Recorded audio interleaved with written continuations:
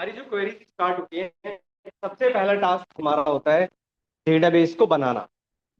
Database कैसे बनता है, क्वेरीज लिख रहा हूँ, अपने नोटपैड में करते रहिएगा, लिखते रहिएगा, और फिर सॉफ्टवेयर में कैसे लिखना है वही बना। सबसे पहली जो क्वेरी आती है आपके पास, अच्छा जैसे एक एग्जांपल समझो, मैं तो हिंदी में बोल रहा हूँ, डेटाबेस बनाना है। आप लोग इंग्लिश में कैसे बोलोगे, वही आपको लिखना भी। जैसे हम लोग बोल रहे हैं डेटाबेस बनाना है, तो हम क्या लिखेंगे, क्रिएट डेटाबेस, और डेटाबेस का नाम, फॉर एग्जांपल हम लेते हैं कंपनी। लास्ट में सेमी कॉलन कंपलसरी है हर एक क्वेरी पे, ये ध्यान।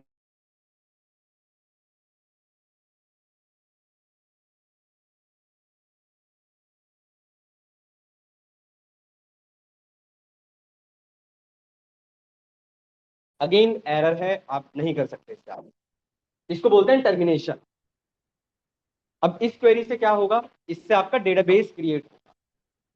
इस डेटाबेस को देखो, क्या अकेला आपके पास एक ही डेटाबेस होगा, आपके पास बहुत सारे डेटाबेसेस हो सकते हैं। तो आपको यह भी बताना पड़ेगा कि किस डेटाबेस पर आपको काम करना है। तो एक लाइन ये आप कभी नहीं भूलेंगे, यूज कंपनी, ये लाइन इंपॉर्टेंट है। ये आपकी सेकंड क्वेरी,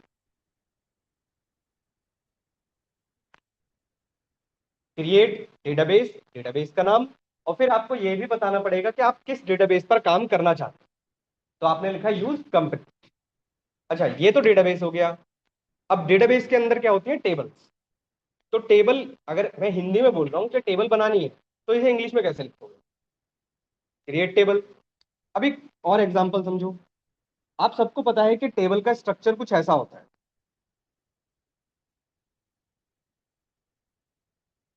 आपने सुना होगा ना, हेडर्स भी होते हैं ऊपर। हेडर्स मतलब एक्सेल में देखा आपने, हेडर्स बनाते हो। तो जैसे एक छोटा सा एग्जांपल लेता हूं, मैंने यहाँ पर लिया एम्प्लॉय आईडी, एम्प्लॉय नेम, और सैलरी फॉर एग्जांपल। ये मेरी टेबल का स्ट्रक्चर।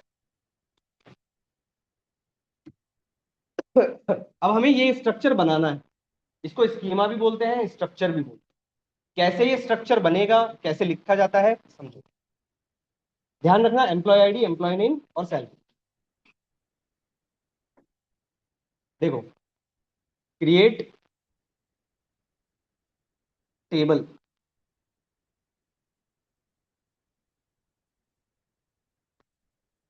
क्रिएट टेबल, टेबल का नाम हम लोग लेते हैं एम्प्लॉय, ब्रैकेट। अच्छा, आपने देखा अभी एक जो स्ट्रक्चर हमने बनाया था, उसमें सबसे पहला कॉलम कौन सा था, एम्प्लॉय आईडी। तो हम यहां पर लिखेंगे एम्प्लॉय आईडी। अब मुझे ये बताओ, एम्प्लॉय आईडी की बात है, तो एम्प्लॉय आईडी नंबर्स में होता है, कैरेक्टर्स में होता है, कैसे होता है, दोनों में भी हो सकता है। कहीं कहीं पर नंबर्स में भी होता है, कहीं कहीं पर कैरेक्टर्स में भी। अभी हम लेकर चल रहे हैं कि हमारी जो एम्प्लॉय आईडी है, जैसे आपकी डुकेट आईडी है, आपकी डुकेट आईडी नंबर्स में है ना, किसी के अल्फाबेट में है, नहीं है, नंबर्स में है। तो हम मानकर चल रहे हैं कि एम्प्लॉय आईडी हमारे पास जो है वो नंबर्स में। तो हम यहाँ पर क्या लिखेंगे, हम यहाँ पर लिखेंगे इंट। इंट का मतलब इंटीजर, नंबर्स। और यहाँ पर मैंने एक लाइन और ऐड की, not null, comma.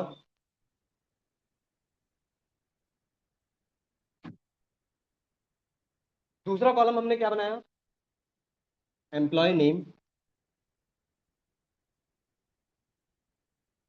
Where char. Varchar मैं बताता हूँ अभी। और तीसरा हमने बनाया था सेल,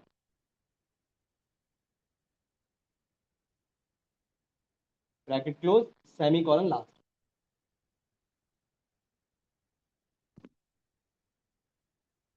ये आपकी टेबल क्रिएट करने की क्वेरी है। अब इसको कैसे पढ़ेंगे, समझो। हमने सबसे पहले डेटाबेस बनाया कंपनी के नाम से, उसको हमने यूज किया। अब हम ये बता रहे हैं कि इस डेटाबेस के अंदर एक टेबल बनाइए, टेबल का नाम क्या होगा, एम्प्लॉय। ठीक है। अब एम्प्लॉय टेबल का पहला कॉलम क्या होगा, एम्प्लॉय आईडी। ये जो इंट लिखा है इसको बोलते हैं डेटा टाइप, इसको बोलते हैं डेटा टाइप। ये डेटा टाइप का मतलब क्या है, आपको ये बताना है कि आप जो ये कॉलम बना रहे हो वो किस टाइप का बनेगा। एम्प्लॉय, जो आईडी आपने बनाया वो किस टाइप का बनेगा, इंटीजर टाइप का। उसके आगे लिखा है नॉट नल। ये नॉट नल का मतलब क्या होता है, इसको बोलते हैं कंस्ट्रेंट, इसको बोलते हैं कंस्ट्रेंट, ये याद रखना। या फिर आप बोल सकते हो रूल, कंस्ट्रेंट या फिर रूल, ये याद रखना, वर्ड इंपॉर्टेंट है। देखो फिर से बताता हूँ कैसे पढ़ना। हमने कहा क्रिएट करो एक टेबल, टेबल का नाम एम्प्लॉय, उसका पहला कॉलम क्या बनेगा, एम्प्लॉय आईडी, किस टाइप का बनेगा, इंटीजर टाइप का। नॉट नल, नॉट नल का मतलब होता है आप इसे खाली नहीं छोड़ सकते, ध्यान रखना। अगर देखो किसी के आगे नहीं लिखा है इसका मतलब है हम उसे एम्प्टी छोड़ सकते हैं, बट अगर आपने लिख दिया नॉट नल तो इसका मतलब है आप उस कॉलम को अब एम्प्टी नहीं छोड़ सकते, आपको कंपलसरी है उसको फिल करना। कोई डाउट? फिर आपने दूसरा कॉलम बनाया, दूसरे कॉलम का नाम आपने रखा है एम्प्लॉय नेम। अब यहां पर आपने एक और डेटा टाइप लिखा है जिसका नाम है वेर कैर।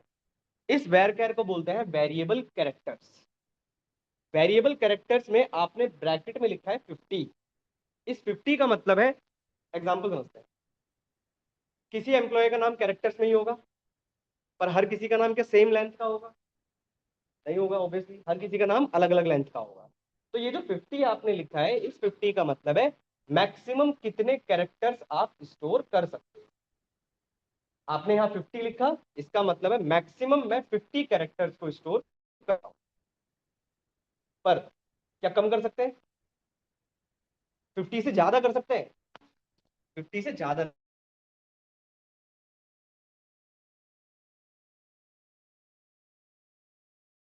और इसमें हम कितनी बड़ी मैक्सिमम वैल्यू से हैं, 255, मतलब इसकी जो मैक्सिमम वैल्यू हो सकती है वो हो सकती है बस 255, इससे ज्यादा आप नहीं लिख सकते।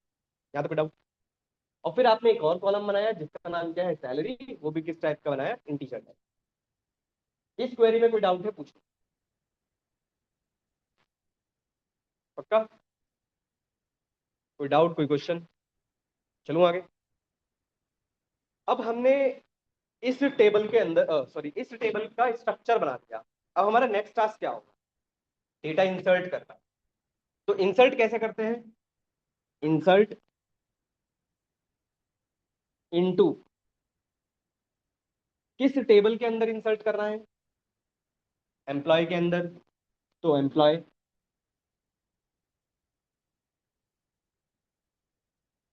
ब्रैकेट।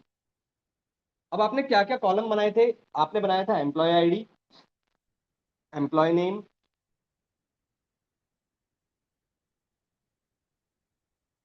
और सैलरी। आपने 3 कॉलम बनाए थे, ब्रैकेट, सेमी कॉलम नहीं है वहां पर, कंटिन्यूएशन में है वैल्यूज। सपोज करो आपने कहा एम्प्लॉय आईडी 1, सिंगल कोड, आपने नाम दिया सपोज करिए अमन, और आपने सैलरी दी सपोज करिए 2000। एक और वैल्यू इंसर्ट करनी है, आपने कहा एम्प्लॉय आईडी नंबर 2, नाम आपने दिया रोहन, सैलरी आपने दी मान लो 3000, लास्ट में सैलरी। ये आपकी इंसर्ट करने की क्वेरी है।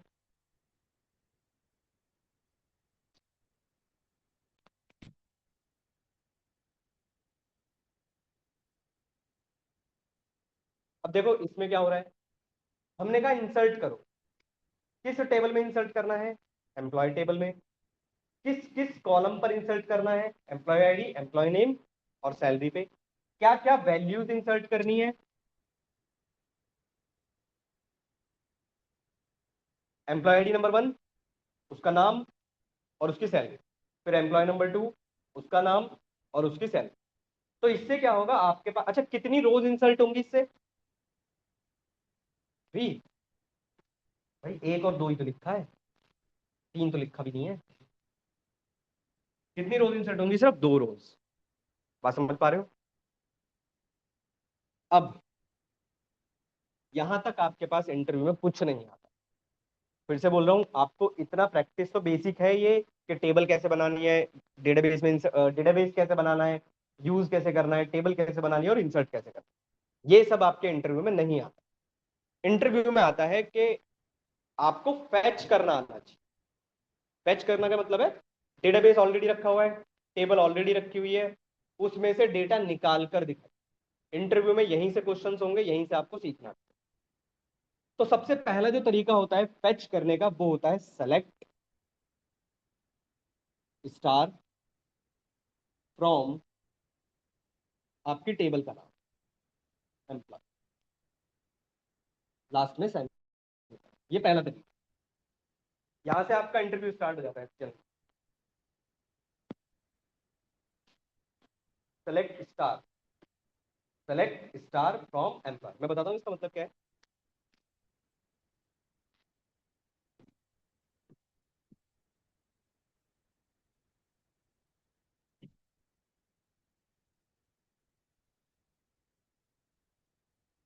हाँ, लिख सकते हैं। जिसमें हमने नहीं लिखा वहां लिख सकते हैं।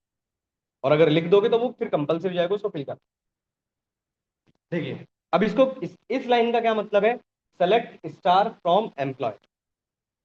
जल्दी बैठो यार, जल्दी बैठो।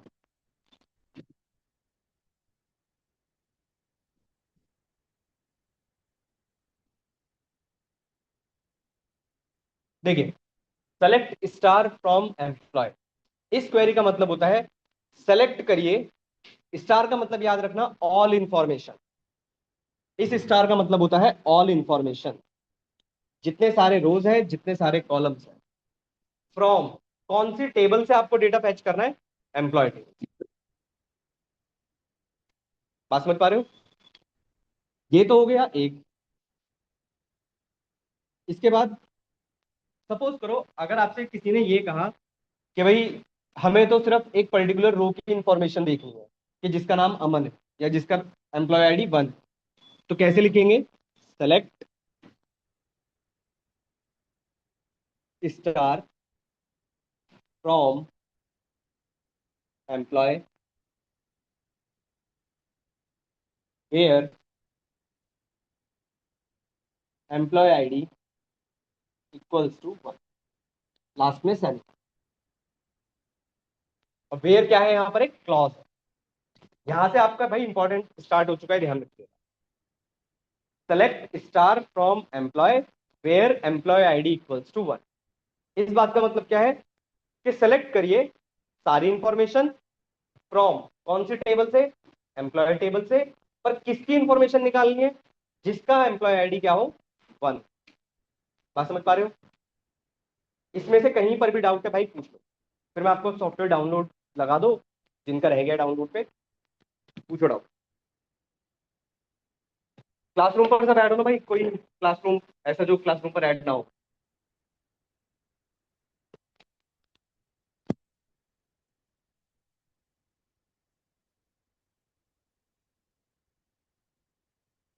फिर अपने सर्च करिए। मैं जूम कर देता हूँ।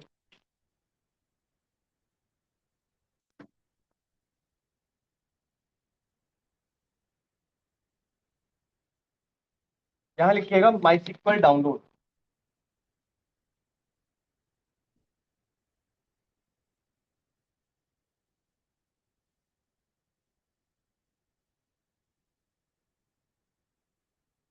ये सर्च करिए।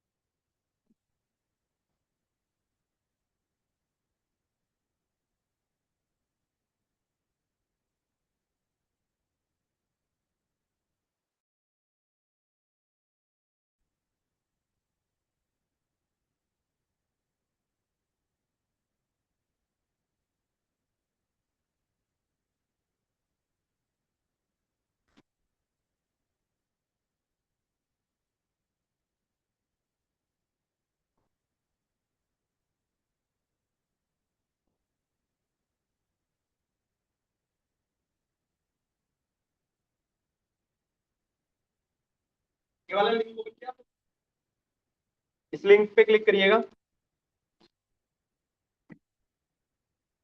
नीचे आइए, स्क्रॉल करिए, आपको मिलेगा माई कम्युनिटी जीटीएल डाउनलोड, मिला, इस पे क्लिक करिए, ये वाला पेज आया। इसमें आपको यहाँ पर लास्ट में एक मिलेगा माई सिक्वल इंस्टॉलर फॉर विंडोज, इस पे क्लिक करिए,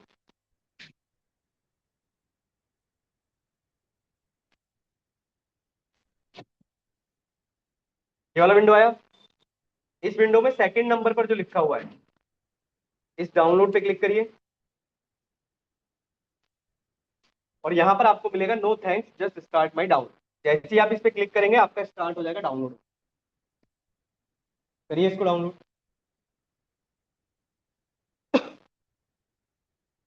हाँ मैं दे रहा हूँ, कोई बात नहीं, छोड़ दीजिए। जो लोग भाई क्लासरूम पर ऐड नहीं हो, भाई ये क्लासरूम का कोड है, ऐड हो जाओ, इसमें आपको सब कुछ मिल जाएगा। जो लोग क्लासरूम पर ऐड नहीं हो, क्लासरूम का कोड है, अरे, एक सेकंड रुको,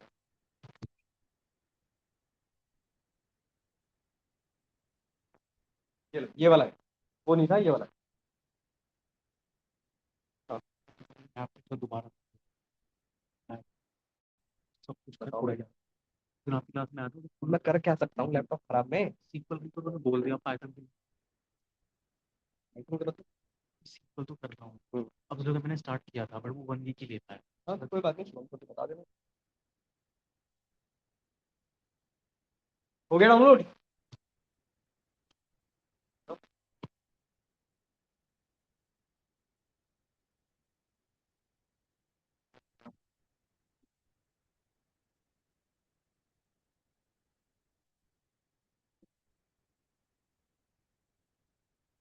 सेकंड नंबर, सेकंड, हाँ,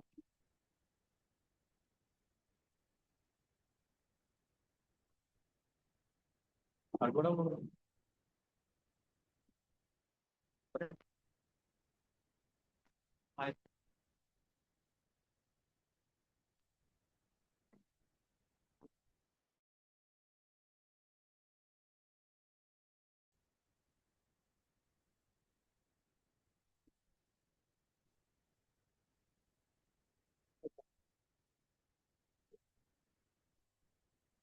और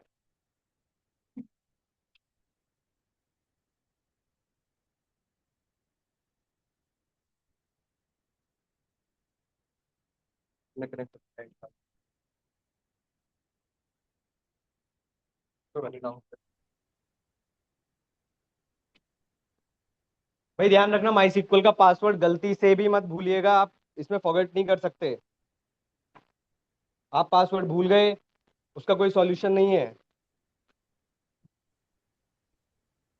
हेलो। जी बताइए, हेलो। हाय अमन सर, गुड मॉर्निंग। सर ये क्लास में कहाँ से ऐड कर सकती हो? क्योंकि ये आज मैंने मेरा कोड फर्स्ट क्लास है। दिखा है पे, गूगल क्लासरूम सर्च करिए, वहां पर ज्वाइन का ऑप्शन आएगा, मैं कोड डाल दूँ।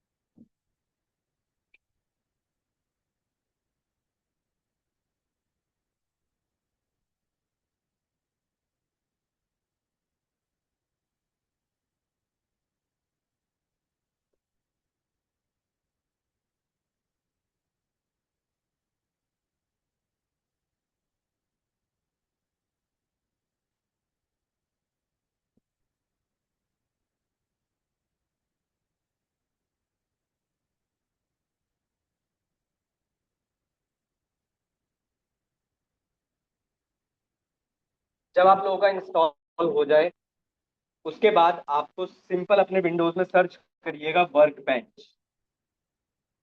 ठीक है, ये मिलेगा आपको। वर्क बेंच पर जब आप क्लिक करेंगे तो ये वाला इंटरफेस आपके पास आएगा।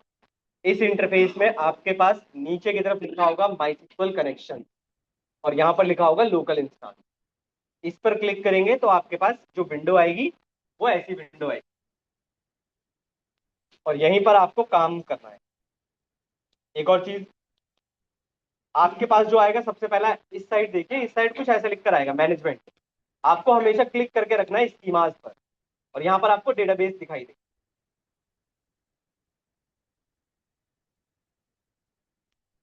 देखो मैं फिर से एक बार रिवाइज करा रहा हूँ और फिर हम आगे चलेंगे। तो आज एक काम करना है, रिवीजन कर लें सबके लिए। ठीक है, क्योंकि सेम पेज पर आ जाओगे तो कल से काम स्टार्ट हो जाएगा। चलिए आइए देखिए, अभी मैंने आपको जो क्वेरीज सिखाई थी ये वाली, ये जितनी सारी क्वेरीज हमने लिखी थी यही आपको वर्क बेंच पर एज इट इज ऐसे ही लिखनी है। कैसे लिखना है? क्रिएट डेटाबेस और आपके डेटाबेस का नाम हमने लिया कंपनी, लास्ट में सेमीकोलन। ये हम बिल्कुल बेसिक से स्टार्ट कर रहा हूं मैं कि कैसे डेटाबेस हम लोग बनाते हैं। हमने लिखा क्रिएट करो एक डेटाबेस, डेटाबेस का नाम क्या है? कंपनी। इसके बाद यूज,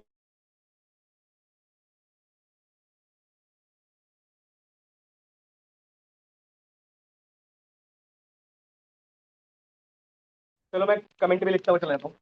ये तो मैं पहली जो क्वेरी लिख रहा हूँ वो है हाउ टू क्रिएट डेटाबेस।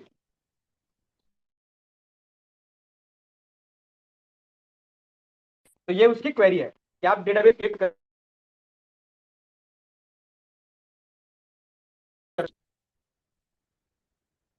और इसकी क्वेरी हमने,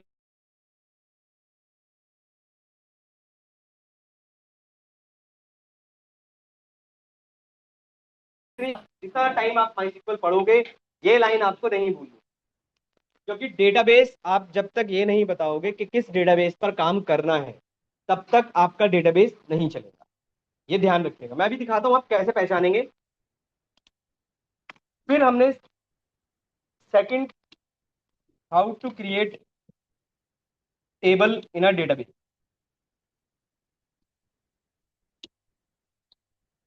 इसके लिए हमने क्वेरी लिखी थी क्रिएट टेबल, टेबल का नाम मैं लिखता हूं EMP डिटेल्स। आप कुछ भी लिख सकते हो, टेबल का नाम आपकी मर्जी। फिर हमने ब्रैकेट लगाए थे employee ID integer not null. फिर हमने एक और कॉलम बनाया था एम्प्लॉय नेम वैरकेर 50 सैलरी और इंटी, लास्ट में सेमी कॉलम। ये क्वेरी हमारी थी डेटाबेस टेबल बनाने की।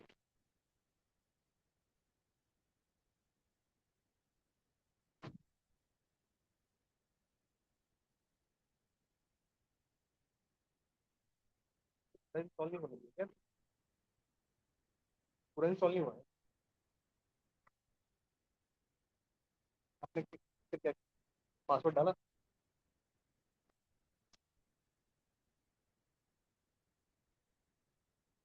नहीं,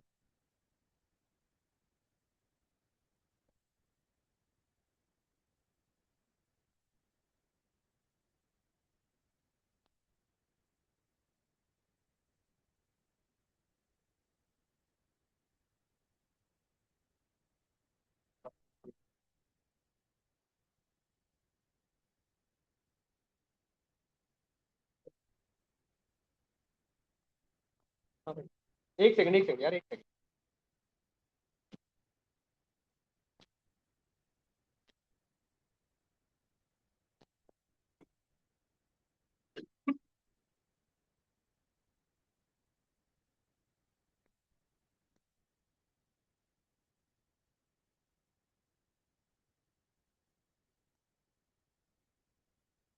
क्लिक करके इनसे ठीक अनइंस्टॉल।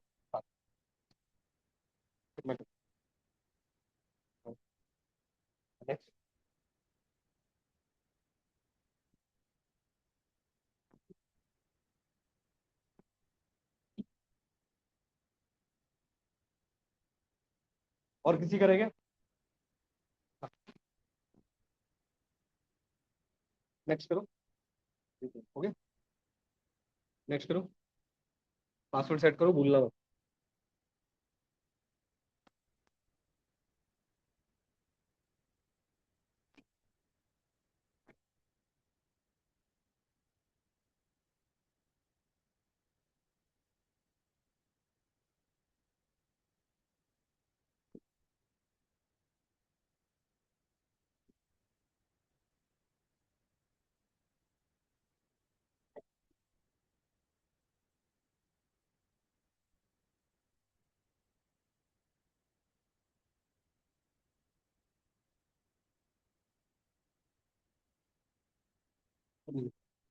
डाउनलोड हो गया वो?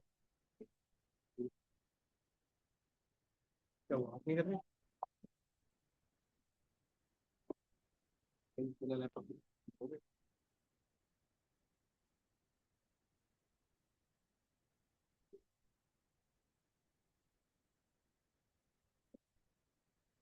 पासवर्ड भाई ऐसा रखना जो आप भूलो ना, ध्यान रखना, कहीं भूल जाओ। क्योंकि बिना पासवर्ड, नेक्स्ट करते जाओ, नेक्स्ट करते जाओ, करते जाओ।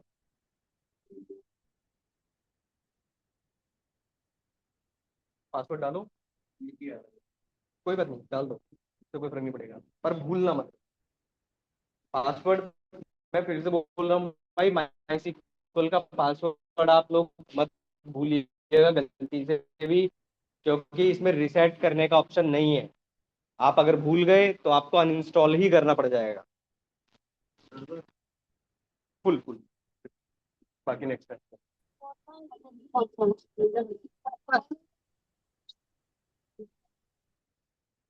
चलिए आइए।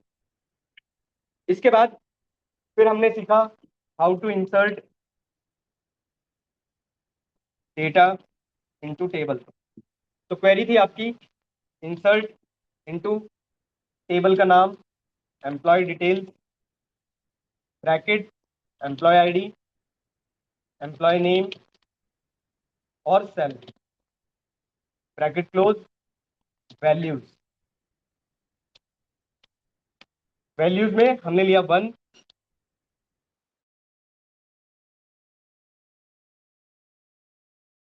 ना कॉमा है ये, और सैलरी। फिर हमने दूसरी एंट्री ली, कोई नाम लिया। फिर एक तीसरी एंट्री ली हमने। आप कितनी भी एंट्रीज ले सकते हो, आपकी चॉइस है। एक और एंट्री ले लेते हैं।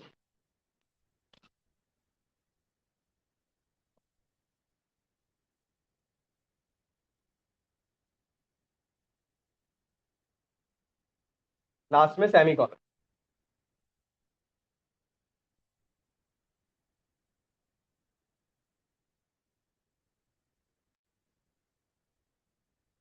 ये आपकी इंसर्ट करने की क्वेरी।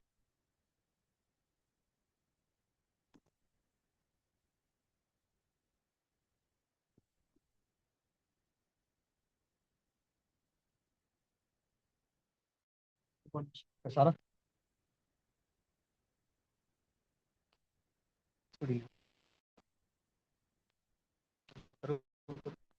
कंटिन्यू करो।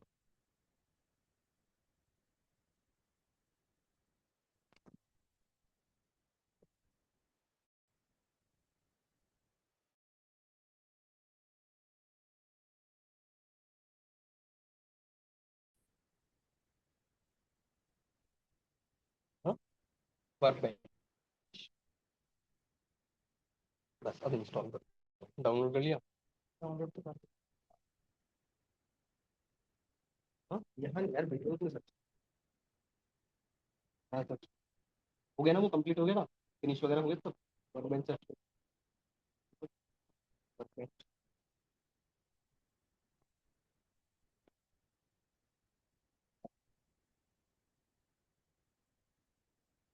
ठीक है। आइए, अब देखिए रन कैसे करना है इन सबको। देखो इन सबको रन करने के दो तरीके हैं। आप या तो एक बार में ही सेलेक्ट करके सिर्फ एक बार रन कर दीजिए, तब भी चल जाएगा। पर ये प्रैक्टिस मत करिएगा कि एक साथ ही रन करना चाहिए, नहीं। आप लोग रन कैसे करेंगे, ध्यान से समझना।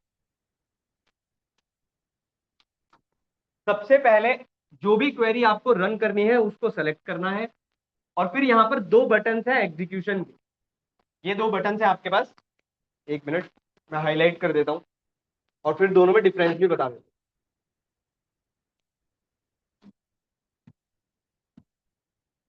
देखो, एक ये वाला बटन है आपका और एक ये वाला बटन है। जो फर्स्ट वाला बटन है वो सेलेक्टेड सेल को रन करता है, और जो सेकंड वाला ऑप्शन है वो सिंगल लाइन को रन करता है। ठीक है, ध्यान रखिएगा। तो आपको हमेशा जो यूज करना है वो पहले वाला ही यूज करना है, पर कोई भी क्वेरी आपको सेलेक्ट करके ही रन करनी है।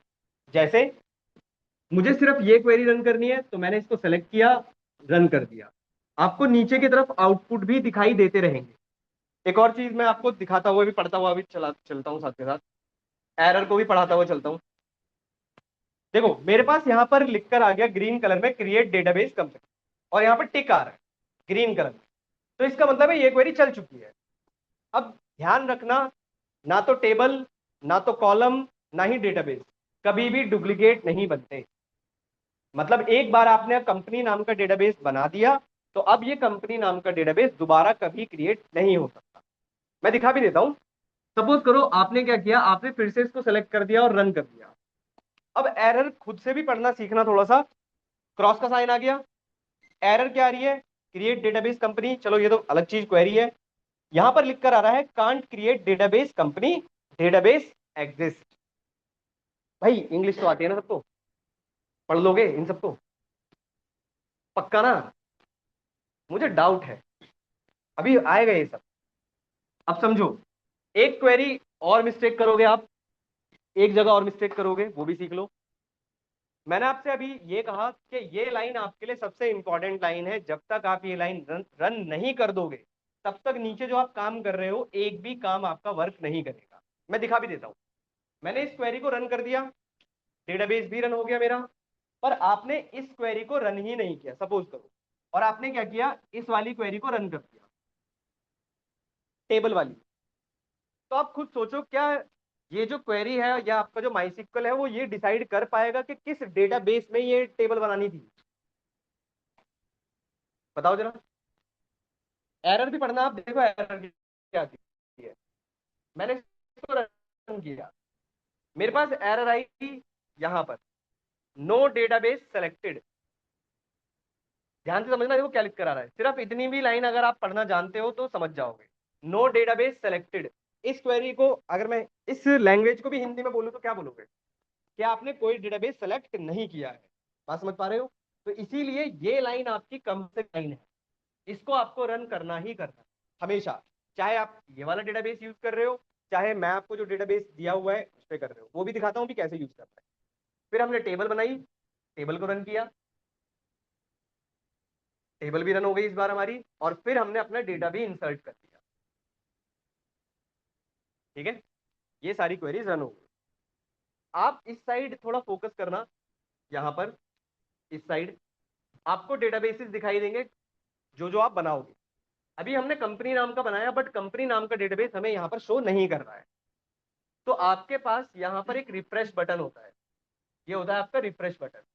इस रिफ्रेश बटन पे